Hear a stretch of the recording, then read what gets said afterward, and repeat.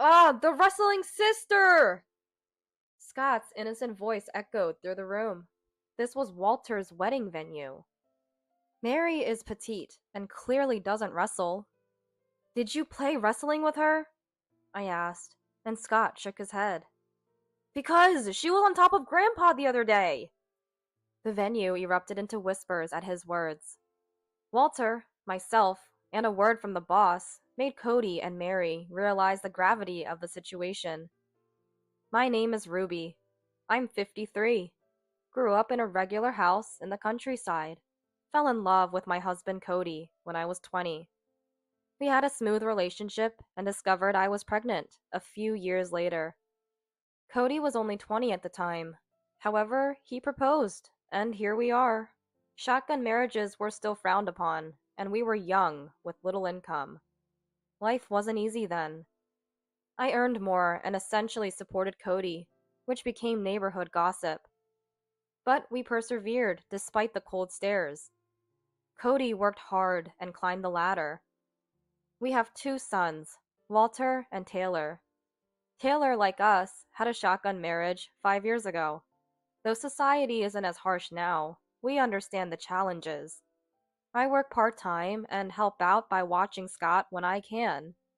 Amelia, a student then, has been Taylor's girlfriend for a while and often visited our home. She's a good girl, and I have no worries about Taylor's future. Meanwhile, Walter never seemed interested in romance. No rumors ever.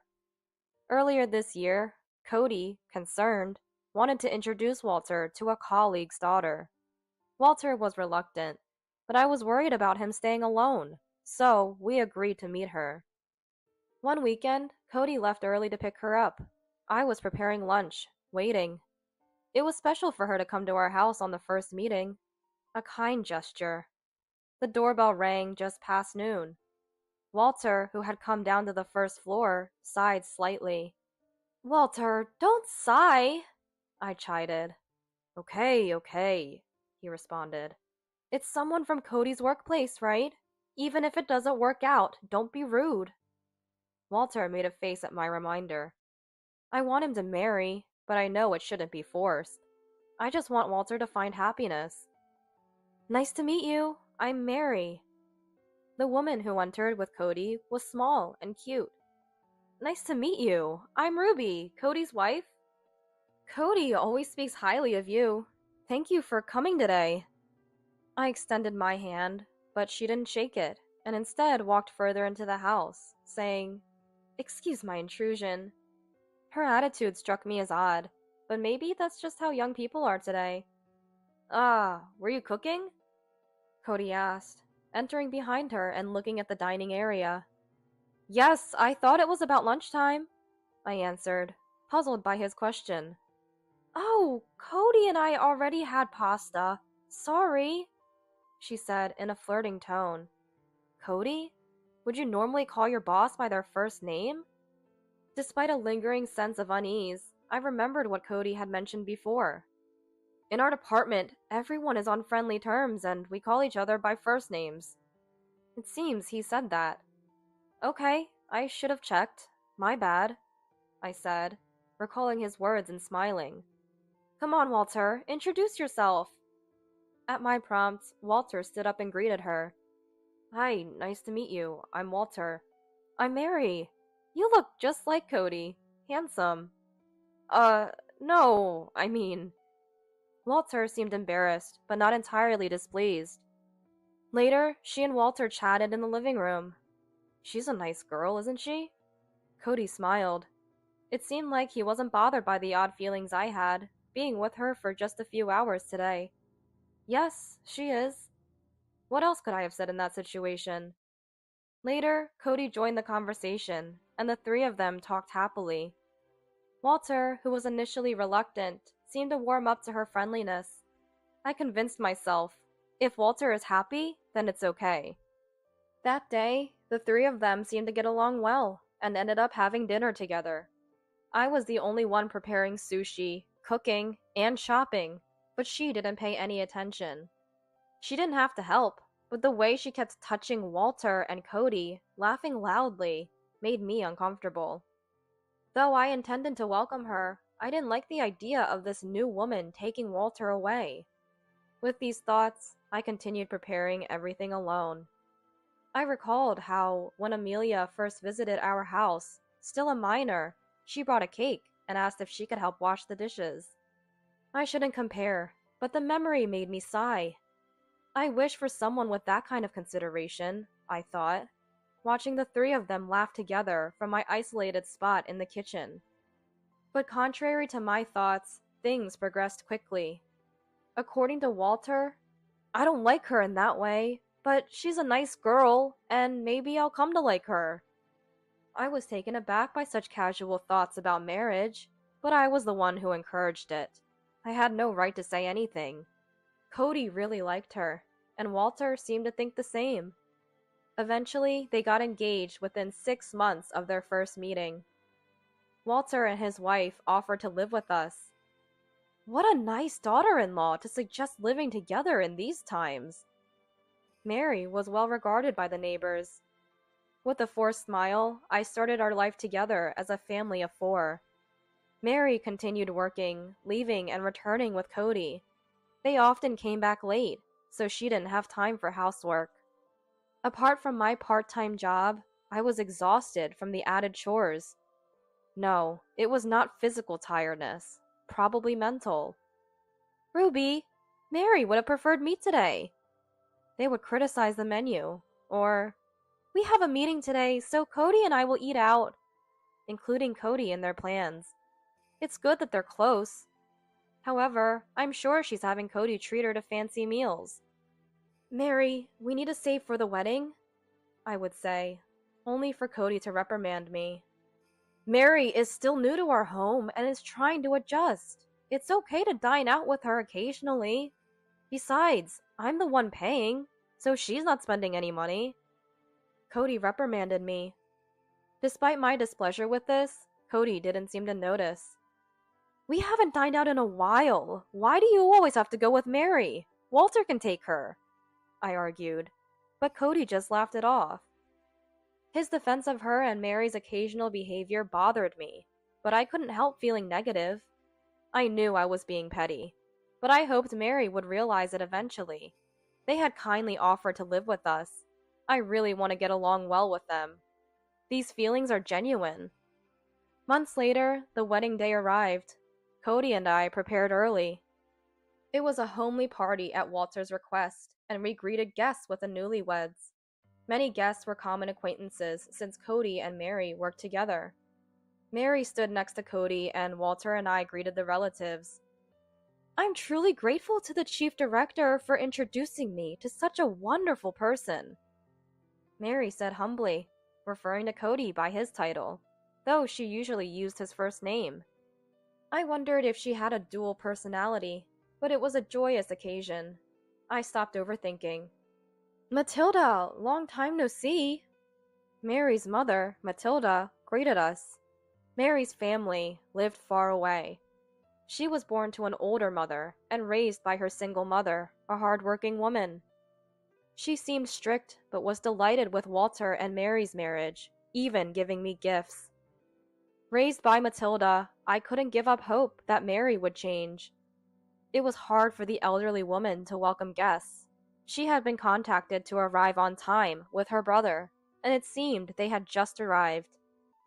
It's us who should apologize for not being able to help, Matilda said, bowing her head. Not at all, I replied.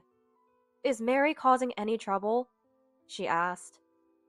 I paused for a moment, but then smiled.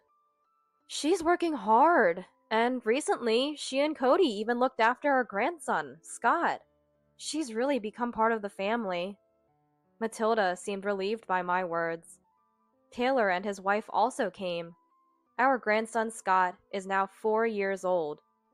He seemed excited by the unusual atmosphere today, apparently having been overly energetic at home. By the time he arrived, he was sound asleep. Oh dear. I chuckled at his sleeping face. I was convinced that today would be a happy day with everyone here. The wedding began. The MC guided the event, but it was lively and informal. Mary and Cody were mingling with their colleagues, introducing Walter. Holding the still sleeping Scott, I told Taylor and his wife, "Eat while Scott is asleep." I was fussing over Taylor and his wife, telling them to eat while Scott was asleep. But holding Scott, I noticed Amelia being considerate. After encouraging them to eat at their leisure, I headed towards where Cody and the others were, still carrying Scott. "I'm a good daughter-in-law, right?" I could hear Mary saying this to a colleague, as if wearing a mask, even from a distance. Then she leaned in to look at Cody's face, seeking confirmation. She really is a wonderful daughter-in-law. I'm so happy that Walter has found such a great daughter-in-law." I felt a twinge of irritation at Cody's words, but inserted myself into the conversation. "Hello, thank you for being here today. I'm Cody's wife, Ruby." When I greeted the colleagues, Cody introduced me to them as well. I received congratulations from the colleagues and thanked them with a smile. However, Mary, who heard Cody introducing me, seemed to sour her expression for some reason. Was she annoyed at not being the center of attention? "I get along so well with my in-laws. Everyone in the neighborhood says I'm a good daughter-in-law. Right, Ruby?" Mary said, turning to me. In the midst of this, she wrapped her arm around Cody's. Wait a minute. Even Cody seemed perplexed by this. Then she took Walter's arm with her other hand, as if claiming both men from me. Her triumphant look seemed to mock me. Then I heard a sweet voice. "Grandma? Awake already?" I asked. "Yeah." It seems Scott finally woke up. Rubbing his eyes, still sleepy, he looked around. Trying to hide my agitation, I said, "Cody, Scott's awake." And just then, the wrestling sister!" Scott said, pointing at Mary with a happy smile. "Wrestling? Mary?" The colleagues around us started laughing. "Hey, don't say such things." I scolded Scott. I didn't know what he was thinking, but Mary's face seemed to stiffen. "Did she play wrestling with you the other day?" I said, laughing it off. Scott shook his head. "Because she was on top of Grandpa before." His words echoed among the colleagues. "What?" I muttered in surprise. Seeing Cody and Mary turn pale, I was at a loss for words. "What? Mary was on top of Dad?" Walter spoke up in my stead. His questions stirred the venue into commotion. The laughter and smiles of the colleagues disappeared. Walter's voice must have been loud. It attracted everyone's attention. "What do you mean by that?" Walter shouted. "Maybe it's a misunderstanding." Mary, still pale, forced a smile and said to Walter, "When I asked him what he was doing, he said they were playing wrestling." Scott said, puzzled. "On the bed?" Walter asked Scott. "Yeah." Walter spoke again, hesitantly asking, "Were you wearing clothes?" Scott shook his head in response, meaning they were not clothed. I felt drained. I almost collapsed. Holding Scott tightly to prevent dropping him, my legs wobbled. A colleague offered me a chair in response. No, it's just a 4-year-old speaking. Don't take it seriously." Cody laughed, but I could see sweat on his face. "What do you mean? Did you get involved with a subordinate? And even your son's wife?" The boss, who had arrived first and had been greeted by Cody and Mary, questioned. "No, I didn't." Cody protested, but the boss looked stern. "I'm not at fault. He forced himself on me." Mary pretended to cry, unconvincingly. I couldn't forgive Cody or Mary's behavior. I accused, "Did you marry Walter just to live with Cody?" Cody and Mary both looked at me. "Hey, don't say such things! Don't believe it!" Cody said hastily, trying to excuse himself. "I've been suspecting something strange. If you planned this from the beginning, then your behavior towards me makes sense," I said, outraged. However, Mary, acting like an actress, shed tears and shook her head. Ruby, that's terrible! Who's really terrible here? Both of you! Get out of the house! Walter defended me. You're not wanted at the company either. We don't need people who disrupt the order. The boss added. The two finally seemed to grasp the seriousness of the situation. Mary, still pale, wailed, while Cody tried to ingratiate himself with me and the boss. The wedding ended in the worst atmosphere. I kept bowing to the departing guests, but everyone was kind, saying, "It's not Ruby's fault. Don't push yourself." Their words were a small comfort amid the misfortune. The wedding was over, but the battle for me and Walter was just beginning. Taylor had a detailed conversation with Scott, and together with Walter's words, the story became clear. Recently, when Taylor and his wife were out, we were looking after Scott. I was at my part-time job, and Cody and Walter's wife were supposed to watch him. It was not unusual for us to take care of Scott like this, so taking care of Scott in itself wasn't unusual. But on that day, while Scott was napping, Mary apparently expressed a desire to eat steak from a steakhouse in the neighboring town. "Then shall we all go when Mom returns?" Walter suggested. But Cody said, "Ruby will be tired, so let's buy it and eat at home. Let's prepare for Taylor and his family too." Thinking Scott was asleep, Walter left alone. When Scott woke up from his nap, he peeked into the bedroom upon hearing Cody's voice. What followed was as everyone guessed. Scott witnessed them, and they made up a ridiculous excuse of playing wrestling, even telling him not to tell anyone. At the wedding, Scott, still half asleep, had forgotten about the promise. Walter, Taylor, and I confronted Cody and Mary with this information. "It was against my will!" Mary kept saying. "So should we go to the police?" Walter's suggestion silenced Mary, her face turning pale. "Ruby, haven't we always overcome everything together?" Cody pleaded with me. It seemed he didn't want a divorce. "Yes, that's why I never expected to be betrayed like this," I retorted. "I just gave in to impulse." Cody kept his head down, but Mary seemed displeased with his words. "Wait, what? Gave in to impulse? Weren't you the one who said to marry Walter because you wanted to live together but couldn't divorce?" Mary burst out angrily. Her words were inconsistent, sometimes denying, sometimes affirming. They seemed to have reached their limit with lies. The more they talked, the less their stories aligned. My sons and I sighed heavily at them. Seeing us, Cody and Mary bowed their heads again. It was truly pathetic.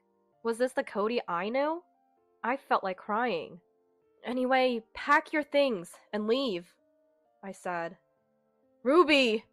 Ruby!" Both of their voices overlapped. "Don't call me by my name!" Even hearing my name from them was nauseating. "For the divorce settlement, Mary owes me $20K, Cody owes me $10K, and Cody owes Walter $20K. Mary owes Walter $10K. A total of $60,000. I will make sure to claim it." They turned pale. Their hands trembled as if frozen. "That's not enough for what Scott saw. Demand compensation for him too, Taylor." Walter spoke to Taylor. "Yeah, the hurt Scott has can't really be compensated with money. Don't forget that." Taylor added. Cody bit his lip deeply. There might still be some awareness in him of being a grandpa, but even that awareness, just for today. "Also, the mortgage of this house is mine. The ownership is mine. I have no obligation to let you stay, so this isn't a joke." They must have realized our seriousness. Despite my irritation at their silence, we must have inflicted at least half the damage we suffered. Walter and I looked at each other and laughed at the ridiculousness of the two.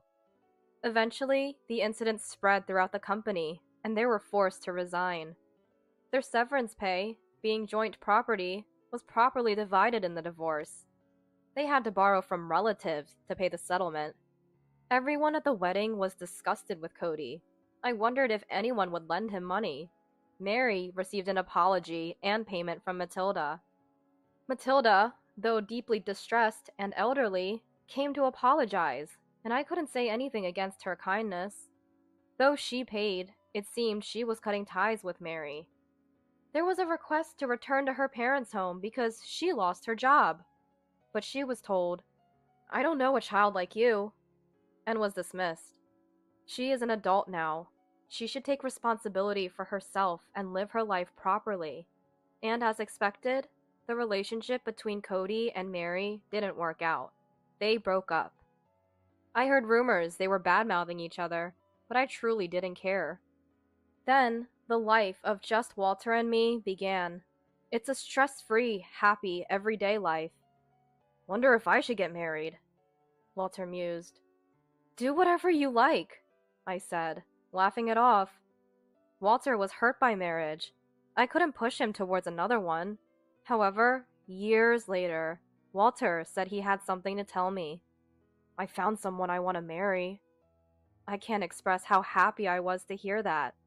The girl he introduced was a junior colleague at his company. What happens next is uncertain, but Walter and I still have so much ahead. Life is long. I believe there's always a path to happiness.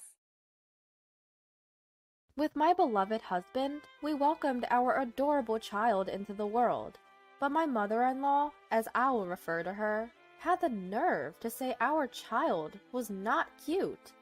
Can you imagine saying such a thing about your own grandchild? To make matters worse, she treated me like an unwanted intruder. Well, two can play at that game. This is a tale about a self-centered, horrendous mother-in-law and a daughter-in-law who fights back. My name is Viola. I married my husband Elwood when I was 28. We were blessed with our long-awaited son, Ricky, just a year ago. I went back to work when Ricky was half a year old, placing him in a daycare center while I focused on my job. Some might frown upon that, leaving a baby that young in daycare, but there was a reason behind it. My husband's company wasn't doing so well, and his salary had gradually decreased since we got married. In fact, I'm now earning twice as much as he is. With a newborn child, expenses were only going to increase. With that in mind, I decided to return to work, sooner rather than later. I've never disliked my job, so returning wasn't a problem for me. However, there was one person who wasn't pleased with my decision. That person was my husband's mother, my mother-in-law. She had moved in with us 3 months prior. She didn't seem to like me much, not only criticizing my parenting, but also complaining about my day-to-day activities. How could you leave such a small child in a daycare center? You're unfit to be a mother. It's always been the norm for a woman to stay home and protect the household, hasn't it? Good grief, what century are we in? She kept insisting on this outdated notion. The moment I came home from work with our son Ricky, she'd start, "You're working late again? Don't you feel sorry for Ricky?" I do spend all day with Ricky on my days off. He's settled in the childcare center, so it's okay. But when I tried to argue, she'd furrow her brows angrily. "Well, you're just taking the word of the childcare workers. If you keep this up, the kid won't grow up right." My mother-in-law, for short, who doesn't even take care of Ricky, would boss me around about parenting from her high horse. On top of that, she had no problem attacking my character. "I regret living with a daughter-in-law like you, who only thinks about work. I wonder why my son Elwood married such a woman. I'm going crazy from stress every day." This time, even I had had enough. If it's that bad, should we stop living together? You know why we decided to live together, right? There was a reason mother-in-law started living with us in our house. Originally, she lived in her husband's home. But one day, her husband had a traffic accident and became paralyzed from the waist down. In addition, it was discovered that he had dementia, and mother-in-law could no longer take care of him, so she put him in a care facility. She then insisted that we move in with her, but both my husband and I had work. Considering our commute, it was impossible for us to move from our current house. Then one day, mother-in-law moved her stuff to our house without warning and just settled in. In the end, this living arrangement wasn't agreed upon. Mother-in-law just moved in on her own. It's what you might call an unwelcome cohabitation. Look, I understand that things are tough for you because of my father-in-law. That's why I agreed to this living arrangement.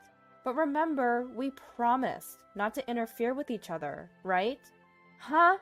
Did we? I can't remember something from so long ago. Even when I reminded her of our promise, mother-in-law was riding high, perhaps confident that she wouldn't be kicked out. Her attitude was really getting on my nerves. Enough is enough. I agreed to live with you because we promised not to interfere. This is not what we agreed on.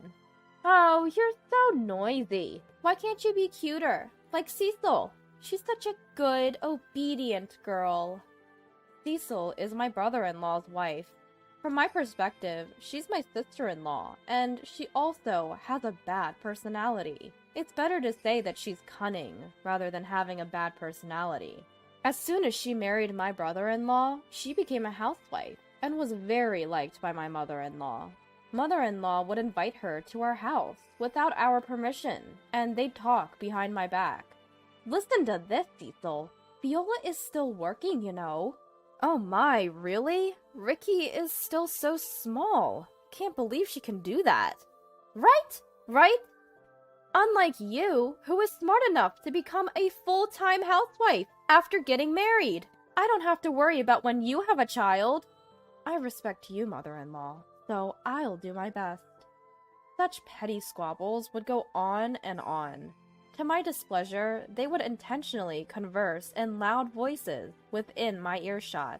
I despised them from the bottom of my heart.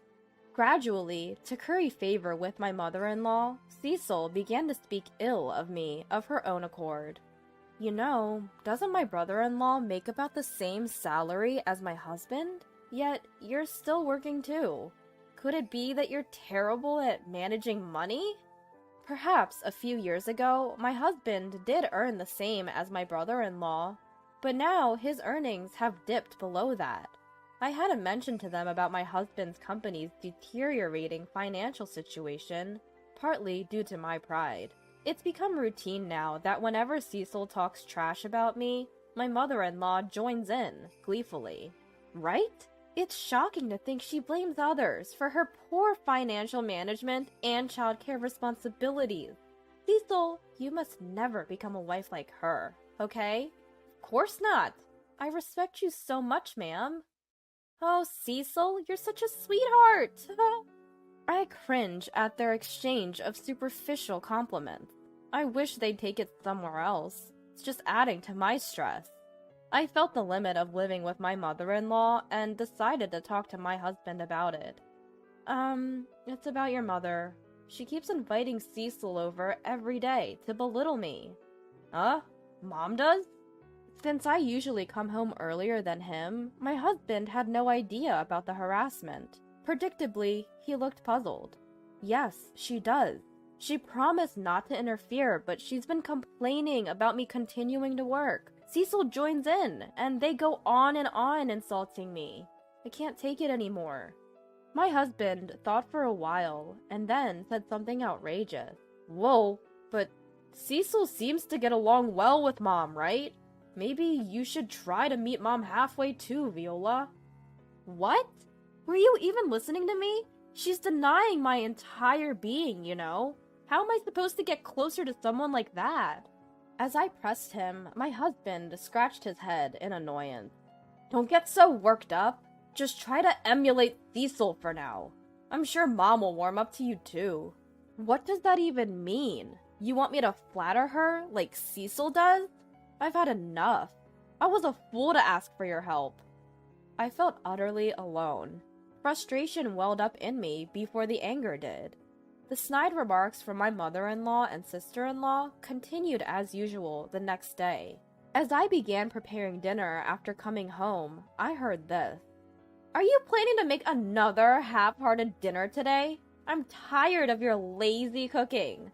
That's because she insists on working, you know. If it were up to me or my mother-in-law, we would never serve our husbands such low-quality meals, right? For the record, my mother-in-law's cooking is nothing to brag about. It's overly seasoned and not that delicious. As for my sister-in-law, her homemaking skills are quite evident given that she practically lives at our place. While cursing them inwardly, I silently proceeded with my dinner preparations. When my husband came home, both my mother-in-law and Cecil changed their attitudes drastically and stopped picking on me. Because of this, my husband couldn't trust what I said. Just when things were like this, an incident happened. Out of nowhere, I got a call from the childcare center during my work shift. I hurriedly contacted my husband and rushed home. There, my mother-in-law and my teary-eyed son were waiting. "What on earth do you think you're doing, mother-in-law? How could you just take Ricky away from the childcare center without my consent?" When I shouted in anger, my mother-in-law sighed as if she was tired of it all. She looked at me with condescending eyes. "What's all the fuss? I did it for my grandson. Paying for a childcare center is a waste of money. Raising a child is a mother's job, isn't it? But that's just your opinion, right? We have reasons to send Ricky to the childcare center. It's inexcusable for you to just take him without permission. It's no different from kidnapping." "Kidnapping? Are you kidding me? Even though he's my grandson?" "It doesn't matter that he's your grandson. You disregarded the teacher's warnings and just took him. That's kidnapping." No matter how clearly I made my point, she simply shrugged it off. Then she said something unbelievable. What nonsense! To begin with, neither you nor your son are cute. If you have any complaints, just get out." She didn't think my son, her own grandson, was cute? At that moment, a huge red flag went up in my mind. To call her own grandson not cute in front of him? We can't live with this woman any longer. I'll never forgive her for insulting my precious son. I swore to myself to protect him, no matter what. At that moment, my husband arrived home. I immediately broke the news to him. "Elwood! It was your mother who took Ricky from the childcare center. I've reached my limits. I can't live with her anymore." Suddenly, my mother-in-law played the victim and started pretending to cry. "Listen, Elwood! Can you believe what Viola is saying? She's accusing me of kidnapping. I just want to pick up cute little Ricky. That's all. Isn't it horrible?"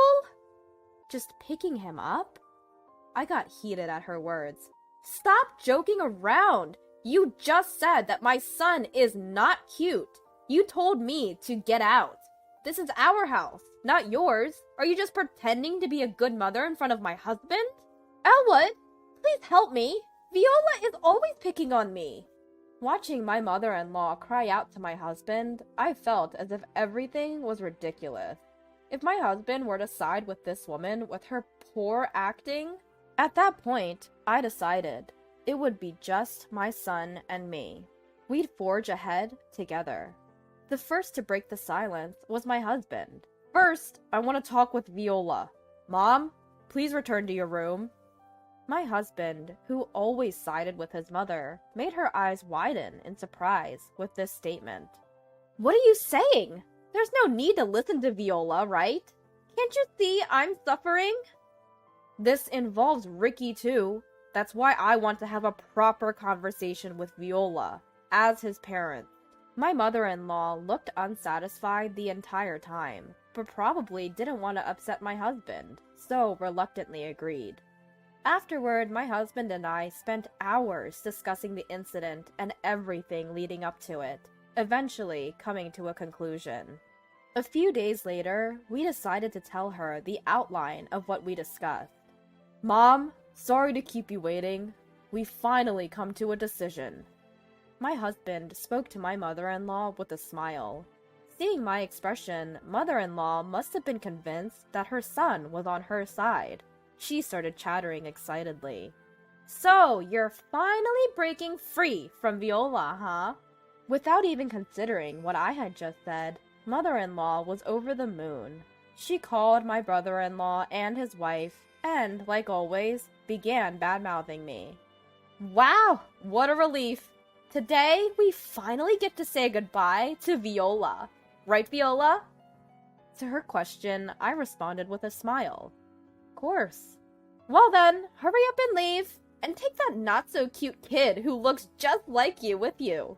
This house is going to be for me, Elwood, Derek, and Cecil from now on. Bye! Then my husband, who had been silent up until that point, slowly spoke up. Let's go, Viola. Excuse me. Let's go, Elwood. What? What? Mother-in-law seemed to be struggling to understand, repeating what several times. My husband and I started packing our belongings, preparing to leave with our son. That's when mother-in-law stopped us. Wait, Elwood! What's going on? We're going to live in this house, together, right? What are you talking about? My husband turned to mother-in-law with a cold stare. I'm leaving with Viola. I can't put up with your delusions any longer. Mother-in-law trembled, then collapsed. Why? Why would you side with her? I heard everything from the childcare center teacher. How you kidnapped Ricky without permission, how you yelled at the childcare workers, how you slandered Viola at the center. Everything. That's... I never thought you could sink so low, Mom. Surrounded by people who only listen to you. You really messed up. Enjoy your life. With that, my husband said, let's go, and pushed me out of the house. Until the end, mother-in-law called out to him, crying. On the way to our new place, my husband apologized. I'm sorry, I didn't realize sooner. I hope you can forgive me. What are you talking about? You taking action now is more than enough. I smiled at my husband. Yes, the fact that he believed me over mother-in-law this time was the most comforting thing. Since then, we've cut off contact with mother-in-law and my brother-in-law's family and regained our peaceful daily life. After we canceled our lease on the house, mother-in-law, with nowhere else to go, apparently moved in with my brother-in-law and his wife. With the addition of mother-in-law and the pressure she put on their living expenses, my brother-in-law's income wasn't enough. As a result, Cecil had to get a job, and now mother-in-law is alone at home. There's no one for her to badmouth or to share in the bad-mouthing. Even with Cecil, who used to be her best buddy, they now argue constantly. I have to work because of you, mother-in-law. Give me a break. What? It's my fault? Get out of here, you old hag! Hearing the real Cecil, her husband seems to have lost his feelings for her. I heard they're in the middle of a divorce. She used to have a lot of free time to act cute in front of my husband, but now that she's working and often irritable, her true colors have shown. No matter how dire their circumstances become, I have no intention of ever interacting with mother-in-law again. From now on, my husband, my son, and I will work together to build a happy home. Thank you all for coming today to celebrate this special occasion with us. Growing up, I didn't have a single happy memory because I was raised by a single mom. My ex-husband chuckled next to me, clearly amused by our son's wedding speech. My son's wedding speech continues. My dad, whom I love dearly, was taken away from me. I was never told why my parents divorced. And no matter what I asked for, it was never bought for me. I don't want my future children to ever feel this way. And not wanting her to be a single mom was my ex-husband, the only one who applauded our son's speech about wanting to make his wife happy. Flashback to over a decade ago. I, Emily, chose to divorce my husband, Mason, due to his incessant cheating. Or rather, I had no other choice, because he had left me for another woman and hardly ever came back home. Our son Jackson, who was in elementary school at the time, was a daddy's boy, much to my dismay. Mason might have been a terrible husband, but he was a fantastic dad. He'd buy Jackson any toy he wanted and take him anywhere he wished to go. While I was relieved to be rid of a terrible husband, Jackson had to experience the loss of a fantastic dad, and our relationship became strained. Mason was never a big earner. Despite this, he dipped into our savings to shower gifts on his mistress and buy games for Jackson, leaving us with next to nothing after the divorce. He was estranged from his own parents, so he had almost no ability to pay alimony or child support, leaving me with very little. So I had no choice but to work full-time after the divorce. Working full-time meant I often picked up Jackson late from after-school care. He would complain, "I'm always the last one here because my mom can't come home early." "I'm sorry, Jackson. Mom is doing her best, so I need you to do your best too." "I don't want to. Why did Dad have to leave? I want to go live with him." Every time Jackson said this, all I could say was, "I'm sorry." Mason, who had once doted on Jackson, never fought for custody. He even said that Jackson would be a hindrance to his new life with his mistress. I couldn't bring myself to tell Jackson the selfishness of his dad, so I kept the reason for our divorce from him for years. Jackson, who had been spoiled by Mason, always wanted the latest trendy toys, but I couldn't afford to buy them all. I wasn't sure if it was because he liked Mason or because of how Mason raised him, but Jackson had a selfish streak. I wanted to teach him the value of patience. "Mom, I want this game. Buy it for me," Jackson would often say. "I'll get it for you on your birthday," I'd reply. Whenever I explained that I couldn't buy expensive things for no special reason, Jackson would pout and say, "Fine, Mom, I'll just ask Dad to get it for me." He'd always turn to Mason for indulgence. During their monthly visits, Jackson would ask Mason for all sorts of things, and Mason would oblige, leaving me frustrated. I was always the bad guy in this scenario. I messaged Mason, asking him to stop spoiling Jackson, but he ignored me. The man who never stopped cheating, despite my tears, wasn't going to stop just because I asked him to on WhatsApp. Jackson's rebellious phase was a nightmare. He'd go out at night, break school rules, and I lost count of how many times I had to apologize to his teachers. But as time passed, I found myself cherishing those difficult days, pouring love into raising Jackson. Eventually, Jackson became an adult and one day brought home his girlfriend, Charlotte. Charlotte was a junior colleague at my workplace. There were men in our office. They were mostly older. Charlotte often complained, "There's no one to date here." So I showed her a picture of Jackson and said, "If you're interested, I can introduce you to my son." She was surprisingly keen. Jackson also had a positive reaction to Charlotte's photo. I gave them each other's contact information and left it to them. Before I knew it, they were a couple and came to our house looking serious. I was a bit anxious as I served coffee to Charlotte and Jackson. The two of them coming to the house together like this could only mean one thing. They were thinking of getting married. My hunch was right. Jackson, looking a bit shy, said, "Actually, we're thinking of getting married." "There's a baby on the way," Charlotte added, smiling and rubbing her flat belly. I hadn't expected this, but I was thrilled. "Oh, that's wonderful," I exclaimed, and we all celebrated by eating the cake I had prepared. Despite the challenges of raising a rebellious Jackson, I felt a sense of relief, as if my parenting journey had finally come to an end. Jackson and Charlotte wanted to have their wedding ceremony before her pregnancy became too apparent. Everything moved smoothly towards the wedding. A meeting of both families was quickly arranged, and we greeted Charlotte's parents. The meeting took place in a private room at a restaurant. Meeting Charlotte's parents for the first time, it was clear they were as warm and kind as she was.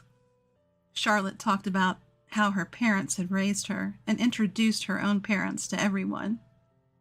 When it was Charlotte's turn to introduce her parents, she said, mixing in some humor, "These are my wonderful parents. I hope they get along well with Miss Emily." Then it was my turn to be introduced. As I nervously wondered, what would be said, Jackson pointed at me and simply said, "This is my mom." That's it. Charlotte and her parents looked stunned, but I was the most shocked of all. I had raised Jackson as a single mom, doing my best, and all he had to say was that? Feeling both sad and frustrated, I tried to lighten the mood. "I'm sorry, my son is a bit shy." Charlotte chimed in. Yes, Jackson is really shy," desperately trying to smooth things over. Jackson didn't bother to read the room and just kept eating his meal. I couldn't help but feel sad, wondering if this was how I had raised him. Then came the day of the wedding ceremony. It was a hurried affair due to Charlotte's pregnancy, but many guests came, and it felt like a good ceremony. However, I wish they had thought more about the seating arrangement. Would anyone normally seat their divorced husband, Mason, next to them? Though we had been in touch via WhatsApp, seeing Mason in person after so long was irritating. He casually said, "Hey, how have you been?" Remembering the days when I cried holding a young Jackson because of Mason's infidelity, I coldly replied, "Fine," and ignored him for the rest of the event. Mason, getting drunk, kept talking to me. "You never noticed I was cheating, even before we got married. Jackson has my genes, you know.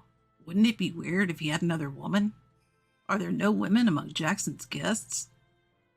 I doubt anyone but Mason would bring up such a topic at a wedding ceremony. My irritation built up seeing Mason, red-faced and drunk, scanning the guests. But this was a celebration.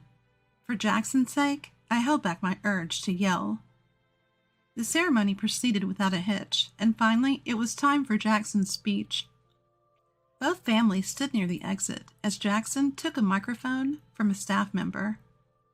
Under the spotlight, what would Jackson say? As I waited nervously, Jackson began.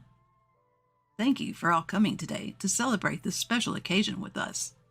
Growing up, I didn't have a single happy memory because I was raised by a single mom." "Excuse me?" I couldn't help but blurt out. As Mason chuckled next to me. Jackson continued his speech. "My dad, whom I love dearly, was taken away from me. I was never told why my parents divorced, and no matter what I asked for, it was never bought for me. I don't want my future children to ever feel this way." Charlotte didn't want to be a single mom. The only person who applauded Jackson's speech about marrying her to ensure her happiness was Mason. The atmosphere in the room turned icy. I looked at Mason, who had entered my field of vision with a heavy heart. Mason was smirking, saying, "Yeah, well said." I felt a mix of anger and sadness for all that Jackson had done to me. Being disregarded during the family meeting, seated next to Mason during the wedding ceremony, and now being openly insulted. None of it was forgivable. Though I muttered to myself, "Brace yourself," as I was paralyzed by sadness and regret. The one who moved was Charlotte. "Jackson's speech just now was a terrible mistake." Charlotte snatched the microphone from Jackson and pleaded desperately. "Miss Emily, Jackson's mom, is an incredible woman. She's the first woman in our company to become a department head. In fact, I had climbed the corporate ladder despite being a woman. Jackson probably didn't know because he never cared about my career." "Department head? Mom is?"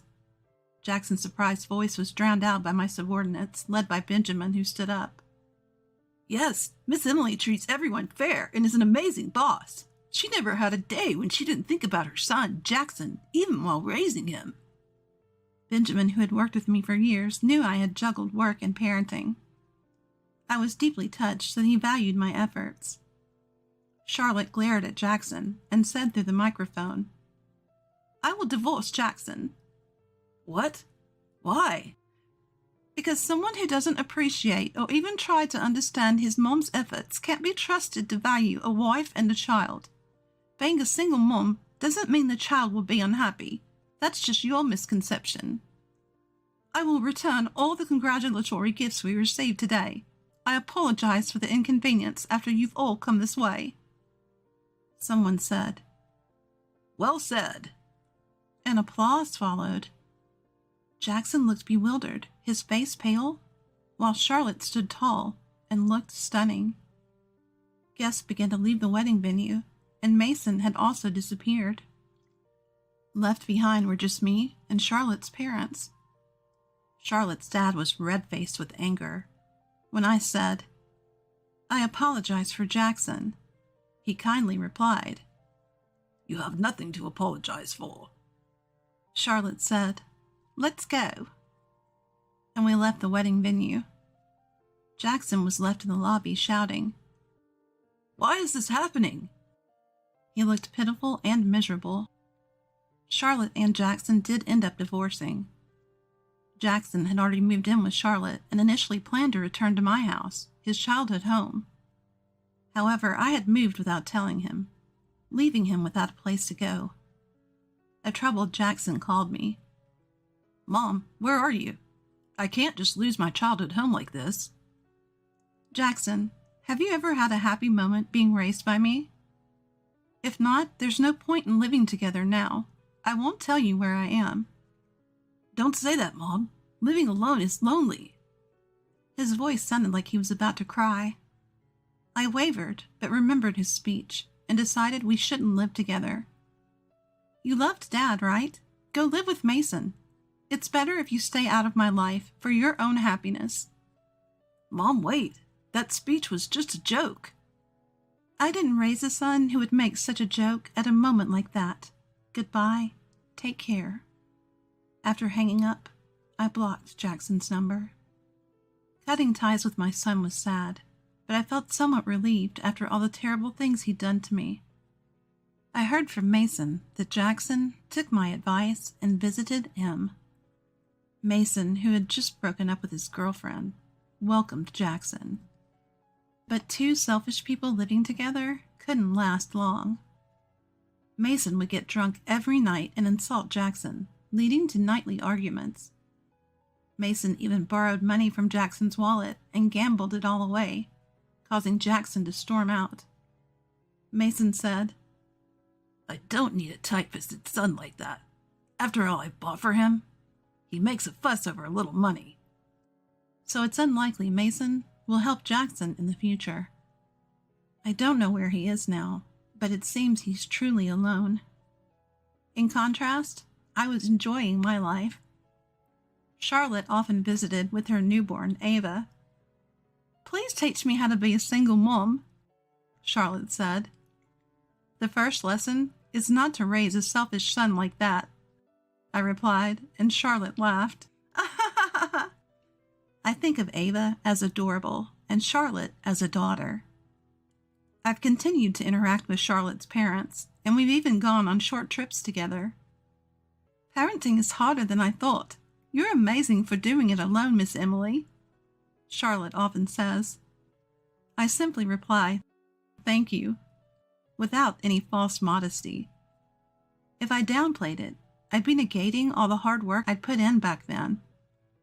The efforts that neither my husband nor my raised son acknowledged. I might as well acknowledge them myself.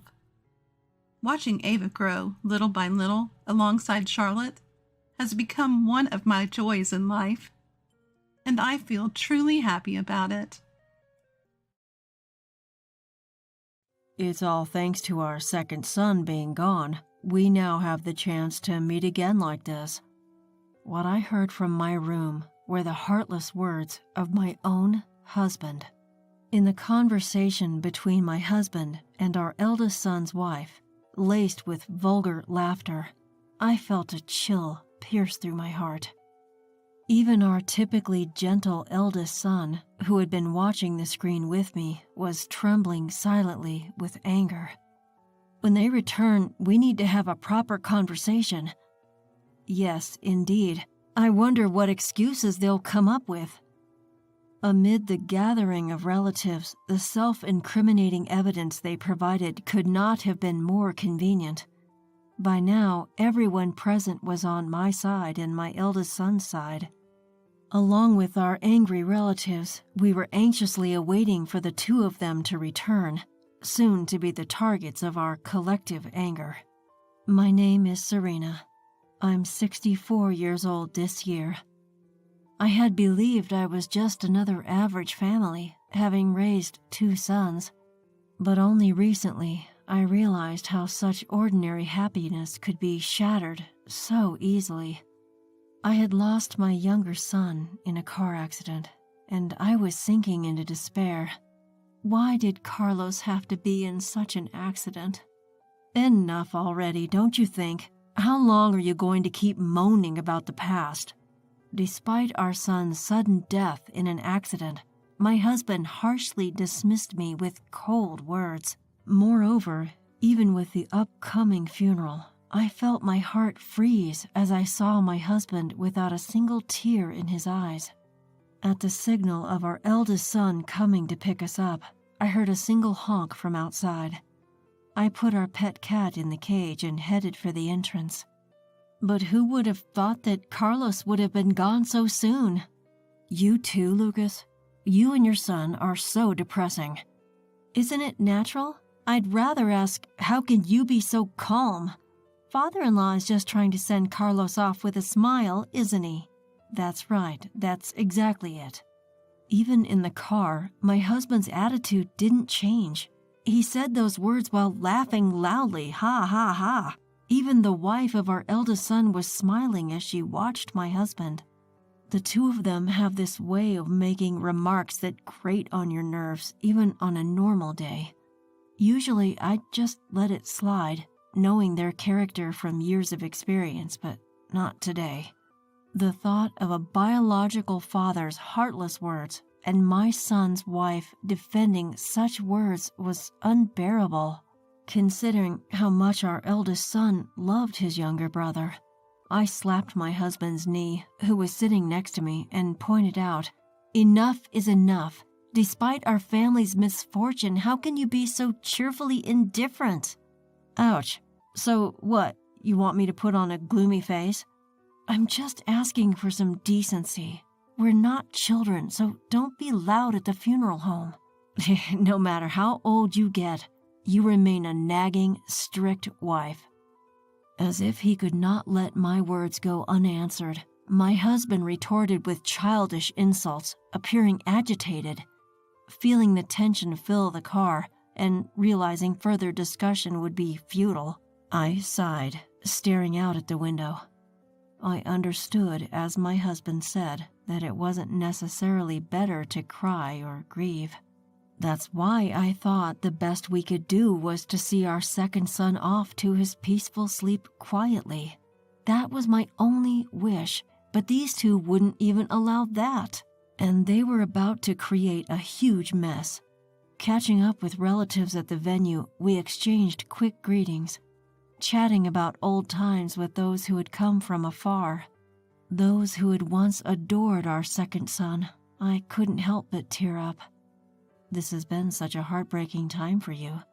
Carlos was such a sweet, good boy.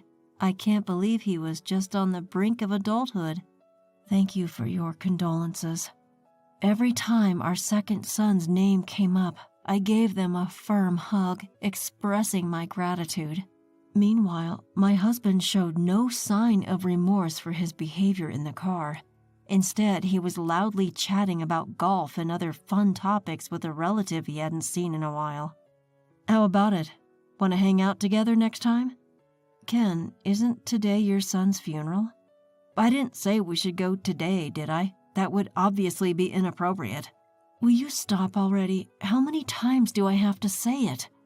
I reprimanded my husband in a low voice. He was so absorbed in his own world. I felt like I was scolding a child who had no manners, but my husband just brushed it off with a dismissive gesture, not even bothering to hide his annoyance. Does he really understand what today is about? I furrowed my brows at my husband's behavior, wondering how things had come to this. Was he broken by the shock of our second son's death? Well, Margareta does it too. At home, she's always comparing me and my dad. Is that so? My oldest son's words stirred unease in my heart. I wanted to believe there was a reason for my husband's behavior, like stubbornness that comes with age. But seeing the disappointed look on my oldest son's face, I couldn't help but look over at the two of them. Although they were quieter than before, they were still smiling and chatting together. I shook my head. They do seem too close. Right? But Dad's already 65. He wouldn't have inappropriate feelings for his son's wife. Surely not. There's an age gap. They wouldn't do something so embarrassing. Jokingly, we continued to chat and laugh. Perhaps somewhere deep down, my son and I were hoping and reassuring each other that it was true. But despite our worries, the two of them continued to chat happily. During a break in the funeral, I noticed my husband heading toward the exit of the venue when I went to the restroom. Following him, I saw my daughter-in-law by his side, just about to step outside. "Hold on, you two. Where are you going?" "Oh, it's you. Margareta said she's not feeling well, so I thought I'd let her get some fresh air outside." "Is that so? Are you okay, Margareta?" "Yes, I think I'll be fine if I rest a bit." After watching the two of them leave, I returned to my seat and whispered the situation to my eldest son. He seemed surprised that his wife was feeling unwell and that they had stepped out together. "Ah, so that's why he borrowed the car keys. Wait, they went in the car? I wonder where they're going. Maybe they didn't want to worry us. It would have been hard to bring up with me in this state." Pointing to his tear-stained eyes, my eldest son responded. I couldn't help but wonder if those two were capable of such thoughtfulness, yet I didn't pay much attention to it at the time, thinking it was simply their nature. However, when the two didn't even return when it was time for the meal after the funeral, we couldn't help but feel a sense of unease. "How'd it go?" "No good. I tried calling them but couldn't get through to either of them." "I hope nothing serious happened." My eldest son had tried to reach out to them, but to no avail. I had sent an email myself, but there was no response. My eldest son's car hadn't returned, and we were at a loss each time a relative asked us about their whereabouts. Did they get so sick that they had to go to the hospital? If that's the case, they should at least let us know. They're not dogs or cats. They'll come home eventually. Cats. Oh, I wonder how our cat is doing. While talking with the relatives, I suddenly remembered the pet cat we had left alone in my room. I took out my mobile phone and activated the pet camera. For some reason, our cat was out of its cage and I could hear someone's voice. Huh? Upon hearing the unexpected human voice, I initially felt a chill as if a burglar had broken into our house. But the voice that was casually picking up our cat was something we had heard quite often. Margareta? And doesn't that sound like Dad's voice too? Wait, are they saying they've come home? I exchanged glances with my eldest son and continued to stare at the screen in confusion. When I increased the volume coming from the mobile phone, I heard an unbelievable conversation. "Isn't this cat cute? Can we take it home?" "What's the point of keeping an old cat? I'll get you a much cuter kitten." "Yay, I love you, father-in-law." Just when I thought I heard such sweet voices, I could see my bed shaking in the corner of the screen and heard it creaking. I was just listening to their conversation in disbelief. Taking advantage of the fact that no one else was listening, the two were casually talking bad about me, my eldest son and second son. I'm not good with stiff ceremonies like that. My strict wife is always nagging, saying I have no manners. You really got scolded, didn't you? I felt sorry for you, father-in-law. Right? But thanks to the second son being gone, we got a chance to meet like this again. After such outrageous words from a parent, I heard that vulgar laughter. I felt a cold chill running down my spine. The usually calm eldest son next to me seemed to be shaking silently in anger. Can you believe that's what a father says? Maybe it's better to not think of him as a father anymore. Beyond anger and astonishment, there was just silence in my head. As I looked up, the relatives were chatting at the dining table. At that point, I could no longer think. I turned the volume of my mobile phone to the maximum and decided to attract the attention of the relatives. What's he doing? He left the funeral and is doing this with his son's wife? So the sickness was a lie. Did they want to be alone that badly? When I turned up the volume, the unusual conversation of the two made the chatter stop, and everyone's attention was focused on us. The somber atmosphere seemed to have dissipated as everyone glued their eyes on the tiny screen of my mobile phone, listening intently to the absurd conversation between the two. What if another unexpected accident happens? Then I could come visit father-in-law again. Maybe Lucas will be next. But before that, it will be my strict wife, right? She's getting on in years, so it should be soon. The relatives widened their eyes at the two, who were making light of the second son's misfortune and even joking about their next clandestine meeting. A hushed silence fell over everyone, and no one spoke until the two finished their conversation.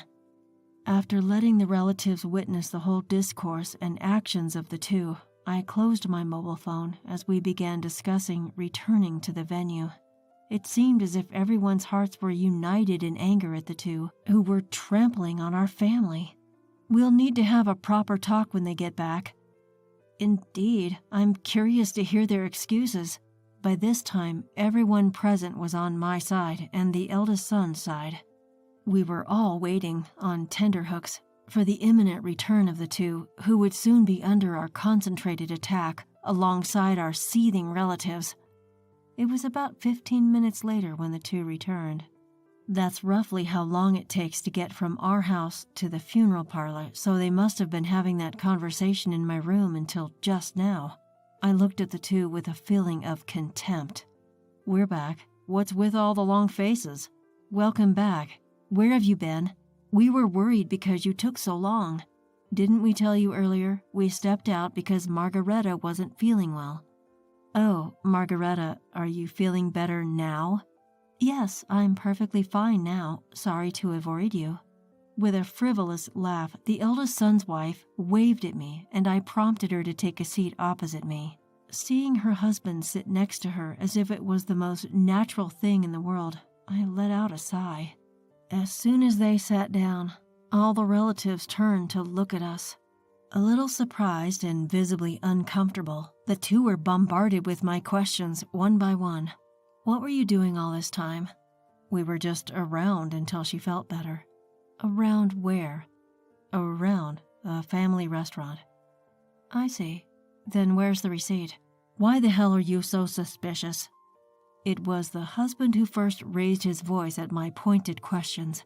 He frowned and glared at me as if there was no reason for him to be suspected. But after hearing their conversation just now, I had no more hesitation. Were you really at a family restaurant all this time? I've told you so. I threw away the receipt. Well then, what did you eat? What about you, Margareta? Mother-in-law, isn't this too much? What are you suggesting we did? I was left speechless and my face twisted at the words of my eldest son's wife, who covered her mouth and pretended to be on the verge of tears. Who's really the cruel one here? I wanted to shout at her and put a hand on her chest and think about it. In front of the watching relatives, I took a deep breath and prepared to deliver the final blow to the two who continued to play innocent. I pointed at her sleeve. Oh, Margareta, there's some cat hair on your sleeve. I wonder whose it is. This is, well, a stray cat, right? Yes, I must have gotten it on me when I petted a stray cat we saw earlier. That's not it. It must be from our cat. You got it on just now, didn't you? I whip out my phone, activating the pet camera app I'd installed earlier. It's a handy tool that also records. Right there and then, I replay the scene of my son's wife lifting our cat in front of everyone. I replay their terrible conversation we'd all been watching at maximum volume. Upon realizing the implications of everyone's frosty gazes, The pair visibly pales. You knew about this all along. Why, yes, I found it hilarious that you two thought you could play dumb forever. That's a violation of privacy. Quite ironic coming from someone who sneaks into others' rooms to enjoy time with another's husband. Finding out they had been caught, the two throw a tantrum like petulant children. I remain calm, tirelessly pointing out their faults. It was my son who reached his breaking point due to their blatant lack of remorse. He slams the table forcefully, starting to reprimand them in a low, stern voice. How dare you mess around during a family member's funeral? No, your mother-in-law trapped us. What's the difference? We heard everything you two were saying.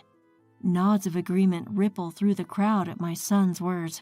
No one here was going to defend them for wishing ill upon my son and me, even as a joke, just so they could meet privately. When I pointed this out, the two looked angrily at my son upon realizing the agreement among everyone present. You set this up just to shame us. Absolutely not. It was pure coincidence. I was trying to check on Calico and you two just happened to be in frame. It's awful to air our dirty laundry like this. I never imagined anyone could stoop so low at such a gathering. And I'm the loyal wife here, am I not? While repeating my husband's words, I glance at him. With the tables turned, my husband said nothing more and didn't even defend my son's wife. She tried to plead her case and insult me to evade blame, but no one listened. That's enough. I can't bear to be a family with someone like you who can do such a thing. Are you saying you want a divorce? Of course. With that, my son calmly addressed his wife, who finally fell silent. She tried to scramble to her defense again, but he paid her no attention. As my husband, acting like an outsider, tried to comfort my son's wife, I cleared my throat. Do you think this has nothing to do with you? What? How could you do this on the day we were bidding farewell to our son? You shamelessly lied and didn't even apologize until now. I'm sorry. No need. I don't want an apology just from your lips. Let's divorce as well. My husband's face turned pale at my words. I wonder why he ever thought he would be unaffected. He had never taken care of his surroundings. Without someone to look after him, he'd struggle. I turned my back on my husband, who's lamely trying to apologize, and opened the room door. I don't want people who are about to become strangers staying here any longer. Please, leave. Give us back the car keys, a voice demanded. My eldest son's wife looked at her husband, a desperate plea in her eyes, but he could do nothing. Prodded by the relatives, they trudged out of the room. I'll introduce you to my company's lawyer. My son's a cop. Call us any time if something happens. What a shameless man showing up at his son's funeral like this. The relatives gave us words of comfort as if to protect us from the harsh reality. After the funeral, the couple were forced to sign divorce papers. My eldest son's ex-wife later ran to her own parents, begging for their help with the compensation negotiation for the divorce trial. She tried to play the victim as she did before, but her parents were understandably appalled. Now she's working day and night to pay the compensation awarded in the divorce trial. As for the ex-husband, it was discovered that he had drained his own savings, pouring everything into his former wife's wants. He was left penniless, and the family house was awarded to me as compensation. With the divorce settlement, the house became mine. Even so, there were too many painful memories associated with the house, especially my former bedroom, shared with the ex-husband and his former wife. So I decided to sell the house and move to a pet-friendly apartment. With the haughty ex-husband out of the way, I am now enjoying a tranquil life with my pet cat Calico. Being alone and free with my cat is far more comfortable than I expected. I didn't realize how stressed I was living with my ex-husband. After the divorce, my eldest son comes to visit me from time to time. He seems to be leading a calmer life and even told me that he's doing better than before. He recently shared some good news about a promotion at work. To celebrate, we decided to go out for a meal, and during that outing, we bumped into the ex-husband. He looked drastically different, more like a timid old man than the defiant person he used to be. There was no fire in his eyes, and it took us a while to recognize him. He approached us, a look of shock on his face. "Hey, there are different people living in our house. What's going on?" he demanded. "Our house? It's not yours anymore, at least," I responded. "Did you sell it? Why would you do that?" In a hoarse voice, the ex-husband raised his voice at me, the arrogance of old returning. Perhaps he had gone back to the old house, hoping to claim it back, or maybe he thought he could persuade me to forgive him. Either way, his attitude showed no signs of remorse. Seeing my son's disgusted look, I stepped in and said, "Why on earth would I want to sleep in the same room where you had been so cozy with your former wife? I have no need for such a house." At that, the ex-husband looked taken aback. He turned around and walked away. Had he forgotten what he had done in the past? It dampened our celebration, but we decided to enjoy the sunny afternoon. And so we resumed our walk under the beautiful afternoon sky. Hey, Grandma, are your potatoes ready? Yep, they turned out delicious again this year. I've got plenty, so feel free to share some with your friends. Awesome, Grandma. Everyone loves your potatoes. They'll be thrilled. The one who cheerfully ran off was Kyle, my grandson, my son and his wife's child. He's a soccer-loving 6th grader. I'm Bella, and I'm 65 years old. I lost my husband to illness 3 years ago, but he left me enough money that I could live comfortably on survivor's benefits.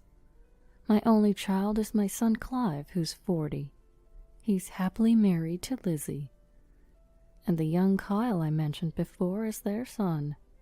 Right now, I live alone in an apartment unit my late husband left behind. My son and his family live in the unit next to mine, both part of an 8-unit apartment building. Since we're neighbors, we usually share meals. In a way, it's like living in a multi-generational home. Lizzie hails from Montana and has strong local pride. My home state of Idaho borders Montana, so she always views us as rivals and tries to one-up me. My son Clive just laughs at our antics and says, "You two are at it again, huh?" We were a pretty normal family until a big issue arose regarding where my grandson should go for middle school. Lizzie, possibly influenced by others, wanted to enroll Kyle in a prestigious private school. Sure, getting into a top private school can set him up for a high school and college, but Kyle wanted to attend a school known for its soccer program. I wanted to respect my grandson's wishes, but Clive felt stuck between Lizzie and I. During one particular dinner, we had buffalo meat.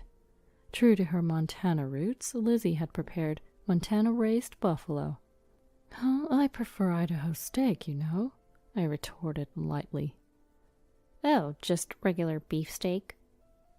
"Ugh, you're from Montana, so of course you'd say that. What else is there in Montana besides buffalo and elk? It's kinda sad." "Excuse me? Idaho's got nothing but potatoes. Don't act like you're better." "What are you even talking about?" "Can you guys cut it out? Why does it always turn into a my state's better than your state argument every time you meet?" Clive, acting as the referee, jumped in.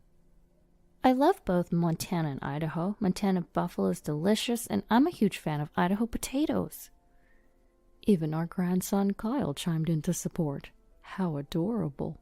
It's hard to believe he was born from someone as ridiculous as Lizzie. And then came the usual catchphrase at the end. "Pfft, raised on nothing but Idaho potatoes and acting like this? Hey, challenge me all you want. I'll turn the tables on you." Amidst this, dinner started. Lizzie and I ate in silence. Clive was chatting with our grandson. "So what's going on recently? You're graduating elementary school soon. Got any plans for middle school?"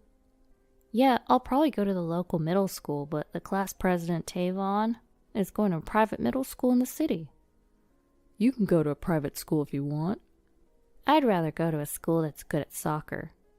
Lizzie's eyes sparkle. Don't aim for being a jock. Focus on your studies. Get into a good college and become a senior-level government official. You'll have a stable income and I can rest easy. But I want to be a Major League Soccer player in the future. I chimed in. Oh, a soccer player, huh? Yeah. Most athletes retire before they're 40. A stable government job is way better than gambling on a sports career. But I really love soccer. I want to play middle and high school, whether I turn pro or not.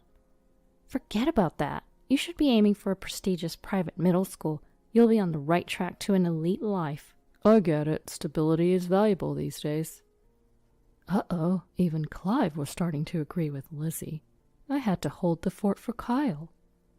After all, why should we listen to a grandma who only went to a rural high school? I'm a college grad. My opinion is more valid. Lizzie also graduated from college. There was no way I could win. I only graduated from a local high school.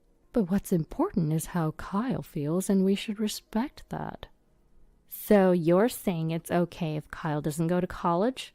It's only natural for parents to want their child to go to college, right? So, Grandma, maybe you shouldn't interfere too much with our kids' decisions. Clive stepped in to referee again. We're the ones responsible for Kyle's future, right? So, Mom, we'll consider your opinion, but don't push too hard. Oh my. Looks like it was a win for Lizzie. The silver lining was when Kyle said to me, Grandma, you really do think about me, don't you? Thanks so much. I felt like crying when I heard those words from my grandson. Darn it, I couldn't back down now, I thought as I bit into the slightly overcooked and charred buffalo meat, muttering, you got this, like it was a mantra. But from that day on, Lizzie's behavior changed abruptly. Kyle stopped coming to my room to hang out. Lizzie had forbidden him from entering my room, and then Kyle started having more after-school tutoring sessions. He was attending a cram school that specialized in preparing kids for private middle schools. Naturally, this wasn't cheap. Clive went to a decent college and worked at an okay company, but he hadn't climbed the corporate ladder due to his timid personality. So their income was pretty average. While we don't have to worry much about housing expenses, sending Kyle to a private school would be a stretch. So they were planning to have me foot the bill. I mean, we're stretched thin as it is. If you care about your grandson, maybe you can help us out, haha. Lizzie was bound to say that sooner or later. Then one day, Lizzie came into my room holding some snacks. The afternoon was drifting by, but there was definitely tension in the air. So I thought as I crunched on one of the cookies she brought. So, about Kyle. Lizzie started. What about him? You told me not to interfere, remember? Yes, but private middle school is expensive. Clive's salary won't cover it. We went back and forth, each trying to maintain the upper hand. This isn't new information, Lizzie. You knew this already. What's going on? You're college-educated, aren't you? I confronted Lizzie, fully prepared for a showdown. True, but times are tough. The cost of living keeps rising. I might need to find part-time work. Lizzie replied. Was she trying to bluff? Well, you're young, Lizzie. Kyle is growing up. Maybe it's good for you to go out and work. I tried to counterbluff. But a part-time job won't bring in that much money. I want something more stable. Lizzie retorted. I had enough with the beating around the bush. So, what if we use the income from this apartment to cover Kyle's tuition? Why are you discussing this with me? Isn't this something your own family should discuss? That's when I saw a glint in Lizzie's eyes. What if we rent out your room, Bella? Then we could use that extra rent to help pay for Kyle's school. You want me to leave? Does Clive agree with this? I felt like my breath had been taken away. You have a pension, Bella. You're doing fine, so if you agree to cover Kyle's tuition, you can stay. Otherwise, we'll need you to move, she said. This is so sudden. What do you expect me to do? I had no choice but to endure this moment. Don't you love Kyle? Think about his future. It's either you leave or help with the expenses. We need an answer soon. Kyle's exams have already started. With that, Lizzie left my room, a triumphant look on her face. Once she was gone, I remembered how to breathe again. I loved my grandson Kyle, of course. I wasn't neglecting the issue at all. When I thought about it being for my grandson, Lizzie's perspective did somewhat make sense. Still, I'm not someone who just nods along easily. I pondered what the best course of action would be. Kyle was about to hit adolescence. I noticed he had been acting a certain way around his childhood friend Vicky. I'll use Vicky as bait to see what happens.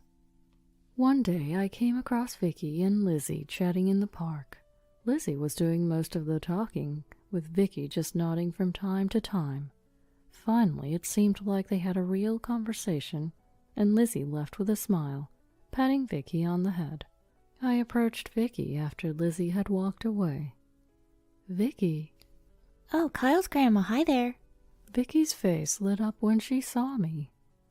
It's been a while. With graduation coming up for you, you must be busy, huh? Yeah, Kyle's mom just suggested that maybe I should go to the same school as Kyle. Really? Well, Kyle hasn't made up his mind yet. He's so indecisive, you know.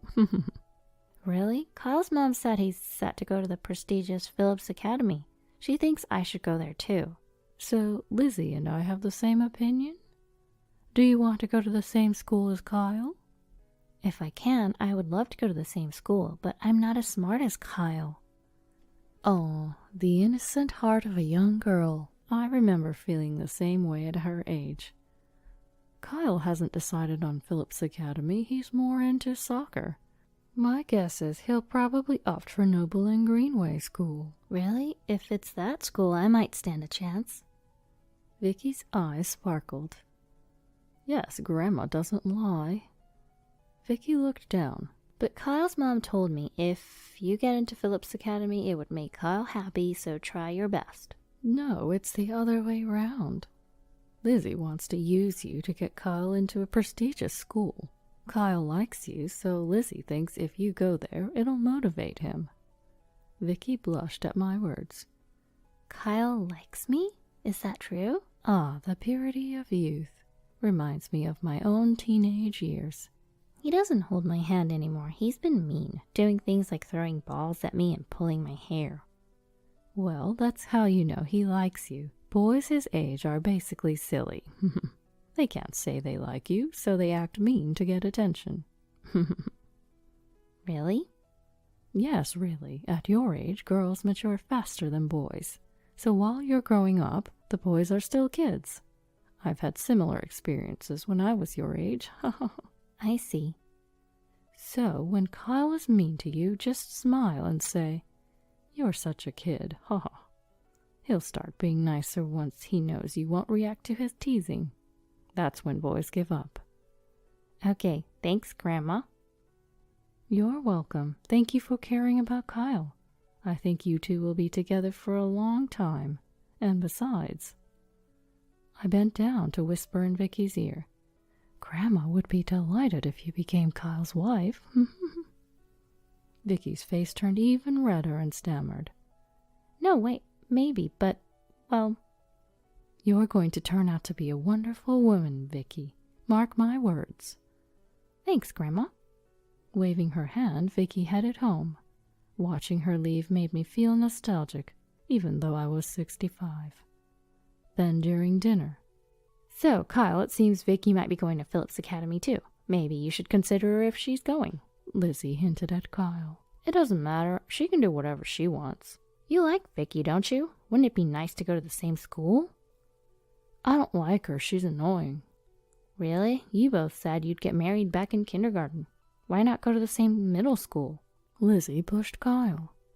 What are you talking about? That was just child's play. You're crazy, Mom. Don't you think Vicky's parents would be happy? You two have been together since kindergarten. Are we talking about marriage or middle school? Both. I would be happy too. I have dreams for the future, and I want to go to a prestigious school known for soccer. Well, that worries me. My life, my choice. My dream is to win the World Cup. So unrealistic. Only a few become pros. So following your logic, I'd definitely be happy. You're deciding my life for me. No thanks. How could you say that? I'm only thinking about your well-being. Then support my dream. I want you to root for me. In response to Kyle's feelings, I threw him a lifeline. I'll support you. You learned to kick a ball before you could throw one. You can totally be a soccer player. Thanks, Grandma. Don't forget to focus on your studies. Soccer isn't just physical. Clive joined the support. I will. I have to speak Spanish if I want to play overseas. How wonderful, my dear grandson. In the midst of this lively discussion, only Lizzie was mumbling something.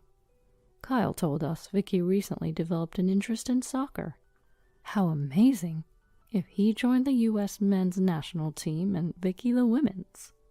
Just as I was thinking that, Lizzie came into my room. Bella, it's about Kyle. What happened? It's about the tuition for his private middle school. We talked about this before, remember? I told you no. You and Clive can pay for it. Maybe get a part-time job. I'm emotionally fragile, so dealing with workplace relationships would probably make me sick. I doubt I could handle a job. What was she talking about? She's thick-skinned enough to aim for my savings. So it's pretty much down to two options here. Either you pay, or we move out to increase the rent income. I'm sorry, but it's a parent's job to take care of their child. You both are parents, and you can't even raise one kid? You're failing as parents. If you have time to say that, then I'd like you to leave this room. Bella, you have enough assets to live comfortably even if you move out, right? Why don't you consider a senior home? I'm not going to take care of you. Don't worry. I never planned on asking you anyway. I thought you'd say that, so I've already made arrangements. Arrangements? Lizzie then pulled out a stack of brochures from her bag. These are nursing home brochures. Pick one and move out, will you? I'm sorry, but I have no plans to move. Don't you care about your grandchild? I'm here because I do care about my grandchild. Kyle is a good kid. He appreciates me and loves the roasted potatoes I make. It's because he eats those potatoes all the time that he thinks Idaho is some backwater place. Says someone from Montana where they only have buffalo. Just then, Grandma, I'm home. Kyle returned home at the perfect moment. Ah, Kyle, welcome home. Why do you go to Grandma's instead of coming home? Because you don't give me snacks, but Grandma gives me roasted potatoes. Gosh dang it.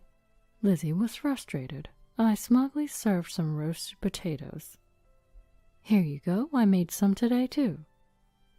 This is it. Even my friends say Idaho potatoes are a great snack. They're sweet, filling, and good for you, right? Yep, they're rich in dietary fiber. They help strengthen your stomach so you can enjoy all kinds of food. Oh, no wonder I enjoy Mom's food more. It's not that she got better at cooking. Gosh dang it. Go on, Kyle, keep it up. Anyway, I'll discuss this matter with my husband, so please have a decision by next time. With that, Lizzie stormed out of the room. Then one day, I saw Kyle and Vicky at the park. Kyle was teaching Vicky how to play soccer. Both were chasing the ball with smiles on their faces. Lizzie suddenly appeared and approached me. She looked mad, as if she was snorting angrily. Bella, where have you been? Just out shopping. Why? Please be prepared for an important conversation after dinner tonight. Okay. With that, she left, even angrier than before. Dumbfounded, I watched her go. Then Kyle and Vicky came over. What happened? Are you fighting with Mom again? Well, you know, it shows how close we are. I think she wants to talk about your future, Kyle. So, what do you really want to do? After thinking about it, I'd like to go to Noble and Greenway School. All right, leave it to Grandma. You'll make it to the U.S. men's team for sure. And Vicky turned out to be a helpful ally. Kyle, you could definitely make it, and I'll make it onto the U.S. women's team.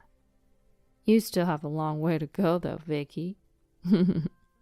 That's why I'm going to practice a lot. I'm even thinking about going to Noble and Greenway Middle School. Me too. It'd be great if we could go there together. Yeah. Come on, kiddo, you're a bit dense. Get a clue about Vicky's feelings. Anyway, dinner's almost ready. How about we call it a day? Okay. All right then, Kyle. Kyle's grandma. Goodbye. That evening, after a mostly silent dinner, we finally broached the subject of concern. So, Bella, you said you'd support Kyle. What does that mean exactly? Talk is cheap, you know. Well, firstly, getting him the soccer gear he needs, I guess. Kyle wants to go to Noble and Greenway School. It's a private school, so it's going to cost quite a bit. Did she finally understand Kyle's dream? I took a sip of my tea, feeling a bit relieved when she said, If you're supporting him, then the least you could do is help with tuition. So I'll just say it. Please move out. Excuse me? I exclaimed. The owner of this apartment is your son, Clive, right? Which means we have the right to tell tenants to leave. I can't tolerate your interference in our lives anymore, Bella. Really? You sure you want to say that to me? What's got into you, acting all tough? All right, it was time to stop Lizzie's nonsense. Are you really saying all this for Kyle? Weren't you losing the mom rivalry at his elementary school? Getting jealous that a rival mom's kid is going to a top private middle school?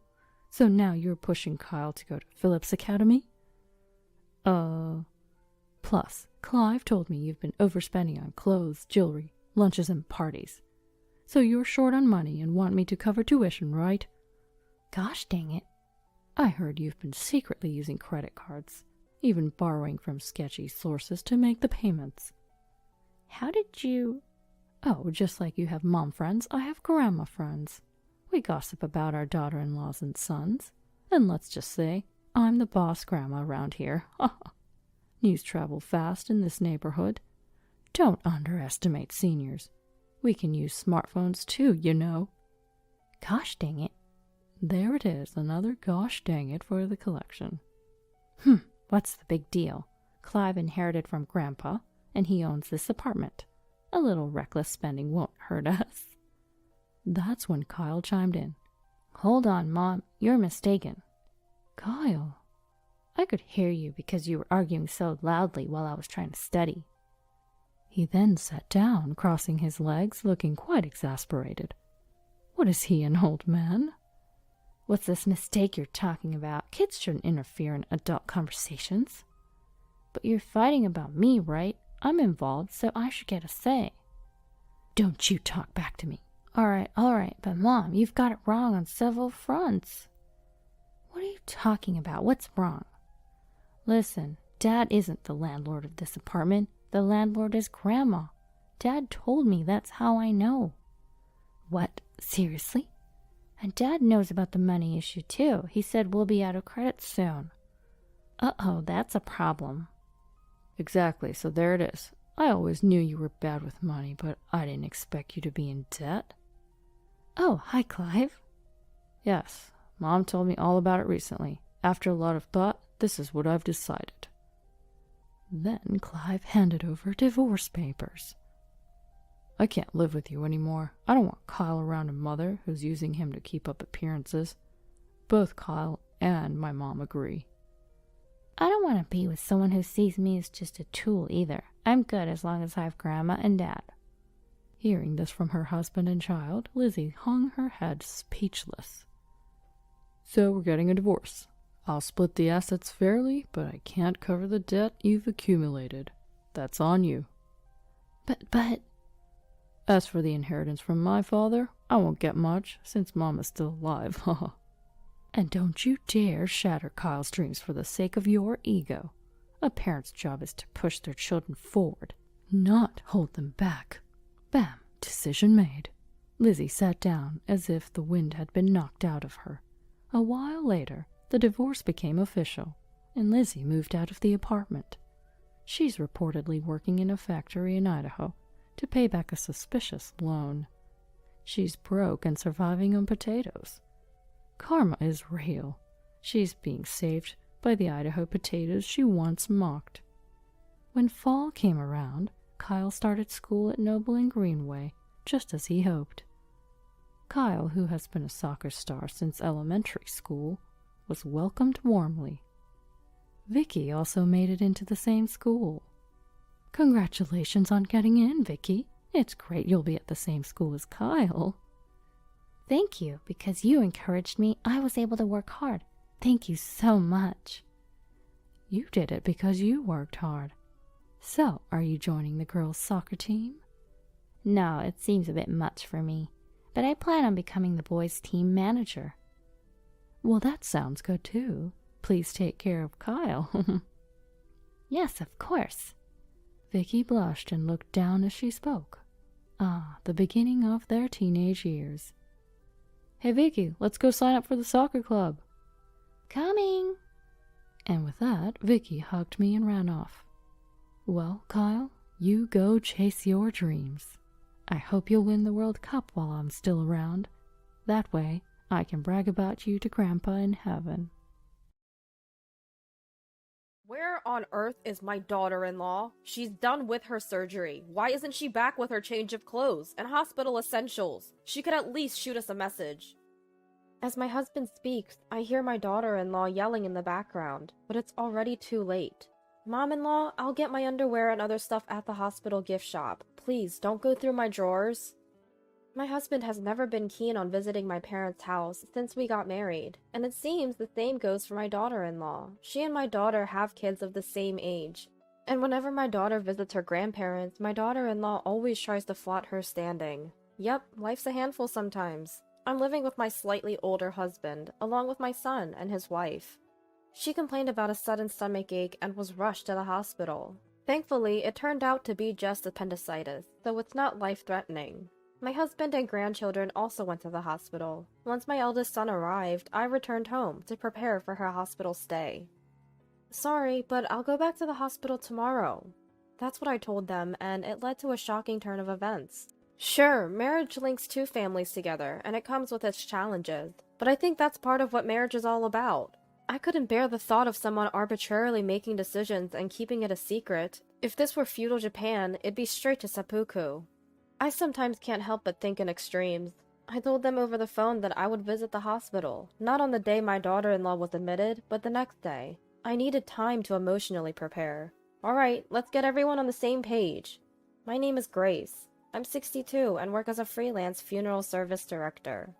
Different religions and sects have their own rituals, so it's actually a pretty challenging job, but it's work that needs to be done, so I take pride in doing it. My husband is slightly older, and we met through work. Back in my day, we didn't fuss about how much the other made or what job they had. I got married and had kids shortly after junior college. That's just how it was. Nowadays, I have a job and can support myself. I even find myself wondering, is marriage really necessary unless you're with someone special? My husband is a bona fide baby boomer. He thinks our generation has significantly impacted American culture and society. Maybe that's why he never helps around the house. Today, guys who can cook are popular, but not him. Even when taking care of his parents, he never helped, not even with encouraging words. So I was planning on divorcing him after his parents passed away. But we've spent so many years together, it's not that easy to just cut him off. My husband has retired from work and is now leading a relaxed life. It seems that he's become more mellow because of it. That's what I thought until my daughter-in-law came into the picture. Though he doesn't have many hobbies, he wanted to keep active and extend his vibrant years, as he put it. So he started going to the library. He claims that reading stimulates the brain and that walking around looking for various genres of books also strengthens his legs. But it seems like the only books he actually borrowed were at the beginning. I can only picture him nodding off in the library chairs. Moreover, he never helps with household chores, so juggling that with my job was quite tough. But things got easier when my son and daughter-in-law moved in with us. She's a homemaker, and I'm truly grateful that she helps around the house. My son and daughter-in-law got married 3 years ago and have a 2-year-old boy.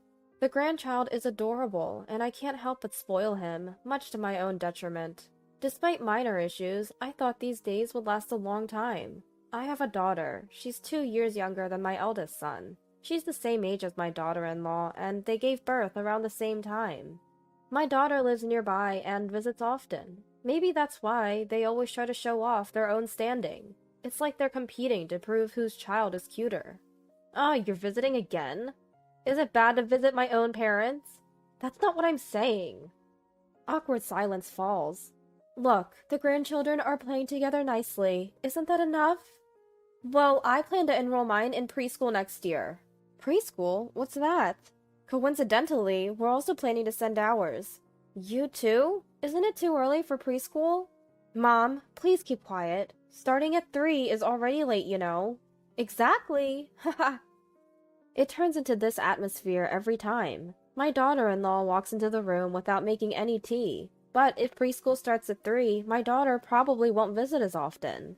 And my daughter-in-law will probably go out more often, so I felt a bit relieved. However, my daughter soon drops a bombshell. "Hey, Mom, doesn't that kid look nothing like Jack?"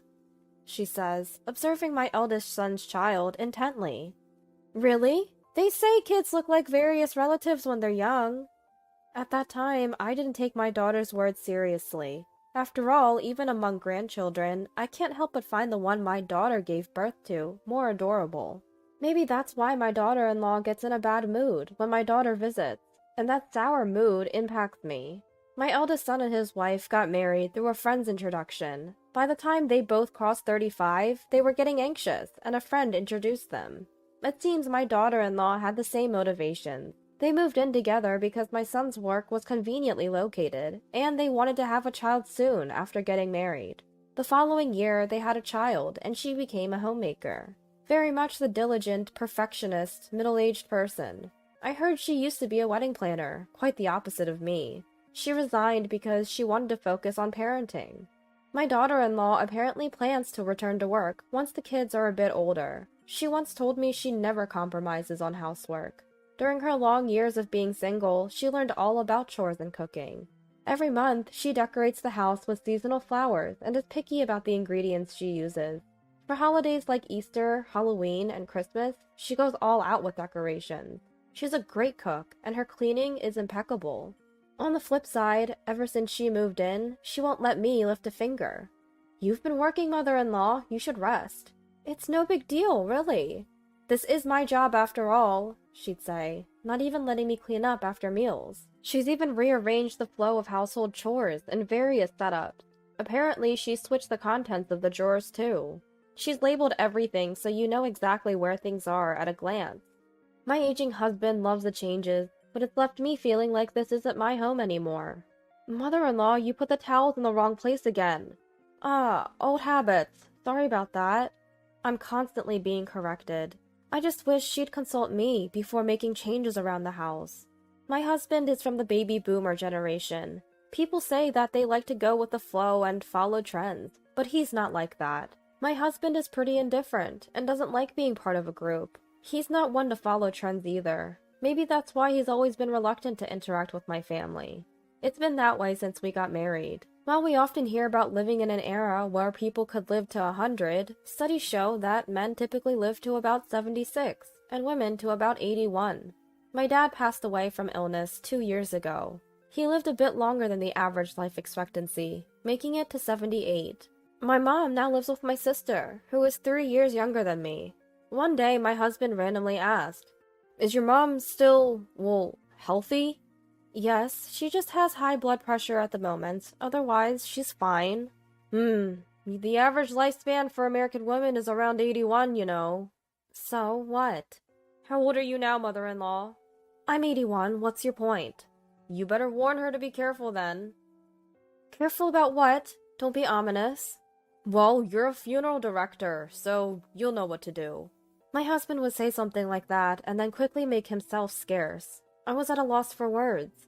Flashbacks of my life with my husband flooded my mind. His lack of support in raising our kids, taking care of his parents, and even connecting with my family. Once you start down that path, there's no end to the issues. I began to feel like I'd hit a wall in my marriage. My mom's health isn't great, but my sister lives with her, so I'm not too worried.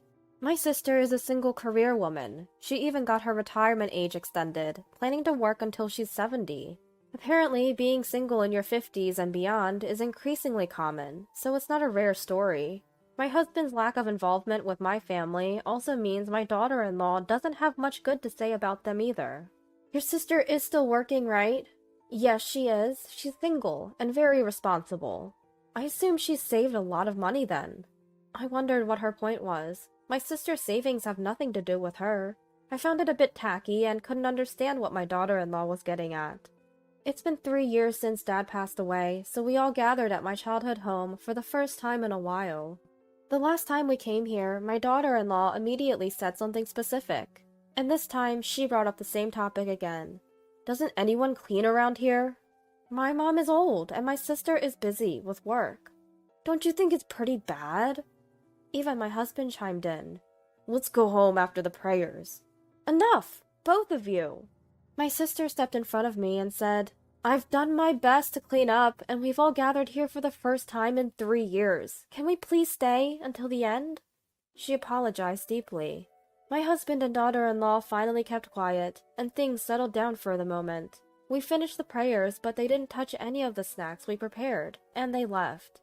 My eldest son and I felt bad for my mom and sister. When we apologized to them, they told us not to worry, which was a relief. I decided then and there not to invite my husband and daughter-in-law to my family's home anymore.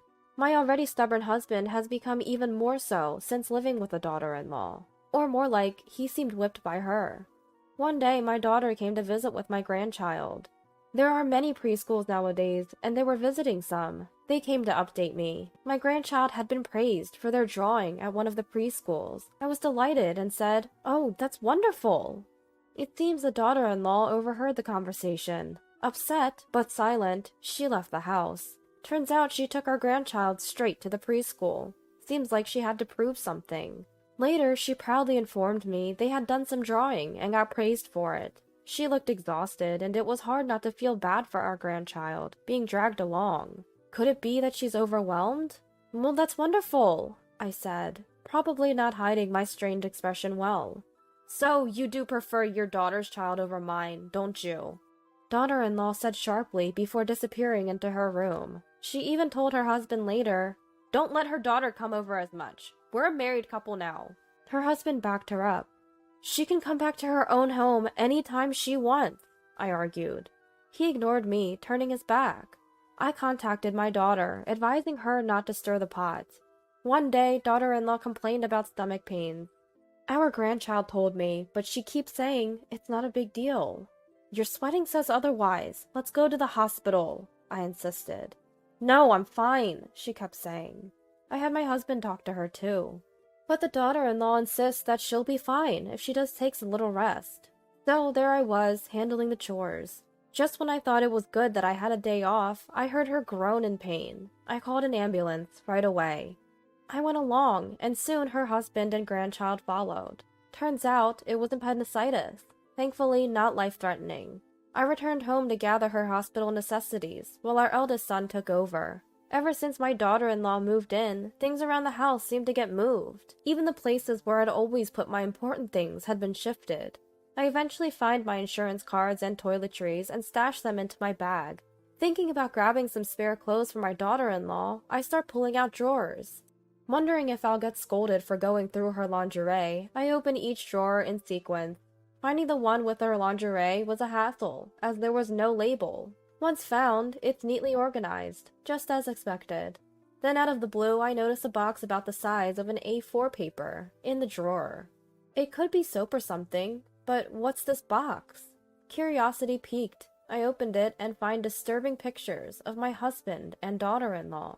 There are also some documents in there. Panicked, I flee to my parents' house immediately.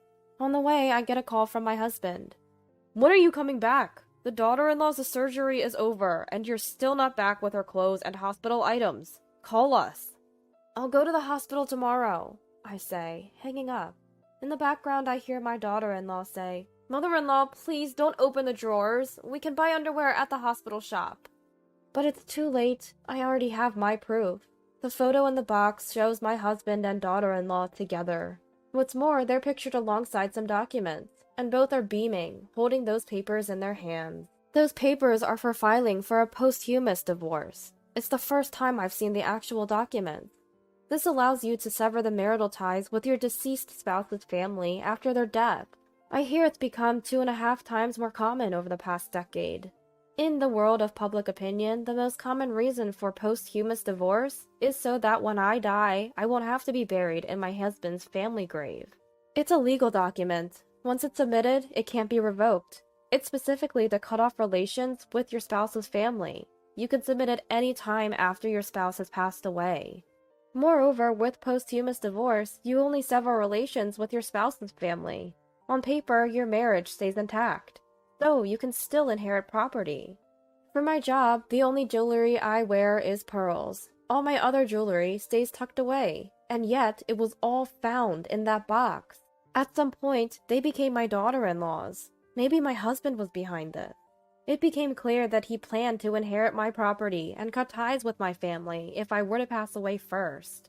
To think he had such low opinions of my family. I took care of his mother and father, you know, but my husband never lifted a finger or offered a word of thanks. Just remembering it makes my blood boil.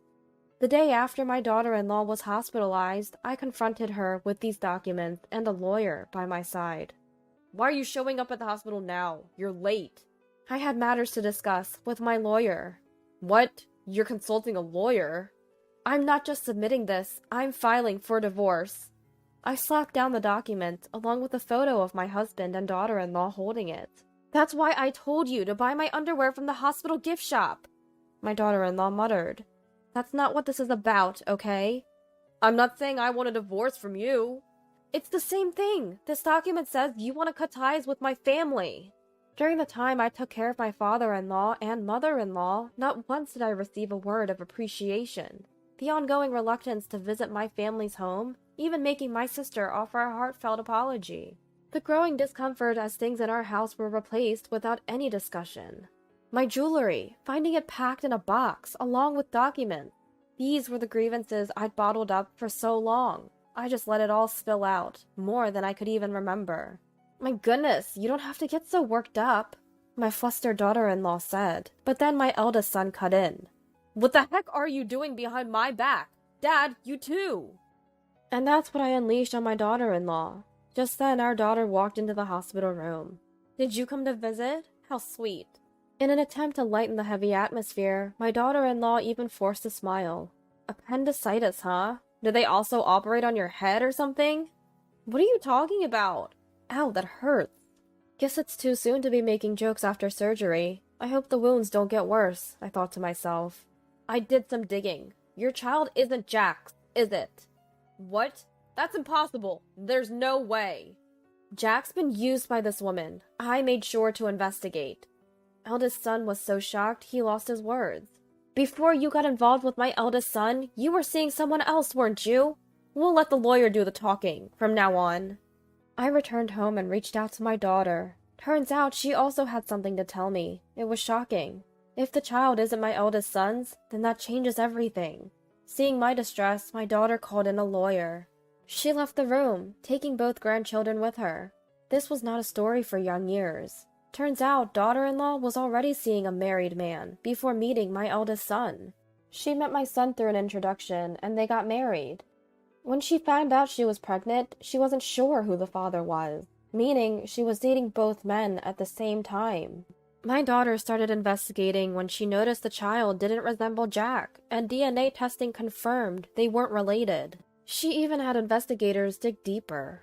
Faced with all this evidence, daughter-in-law finally broke down. I never intended to deceive anyone. But you did deceive him! Why not keep going, as we have been? Husband, who's become quite friendly with daughter-in-law, seemed unfazed. I'm filing for divorce. Do whatever you want. With that, I left the room. I never said anything about getting a divorce. I pretended not to hear. I'll go to Mom's place. I'll send the divorce papers later. How could you? I thought we were truly happy. Hearing this, daughter-in-law broke down again. She couldn't keep up the facade of a perfect life any longer. A concerned nurse rushed in. Is the wound hurting? Are you okay? And that's when the kind nurse said, It's not the physical wound that hurts, I thought to myself. Husband reluctantly filled out the divorce papers. He can't do housework to save his life. Daughter-in-law can't go back to her parents' home because she deceived my eldest son into having a child. I'd heard she even talked to a married man she used to date, but he paid her no mind and she's not receiving any child support. Probably that married man is dating another single woman by now. Life's tough just relying on my husband's retirement benefits. Preschool seems like a distant dream. My daughter-in-law is apparently going back to her job as a wedding planner, but juggling that and childcare is tough. Moreover, she still refuses to sign the divorce papers with my eldest son. She probably thinks he'll come back to care for my husband when the time comes. Well, life doesn't always go as planned. She must want to have the perfect life. As for me, I'm still working as a funeral service director, while living with my mom, sister, and eldest son. My aging mom seems the happiest with a lively household. My eldest son seems a bit disenchanted with marriage, but I'm hoping he'll find someone new and good. I sometimes think that if I'd separated from my husband when I was younger, maybe I'd have another chance, planning to make up for lost time by being dutiful to my parents. I'm also talking about maybe going on a trip with my sister, who I've troubled in the past.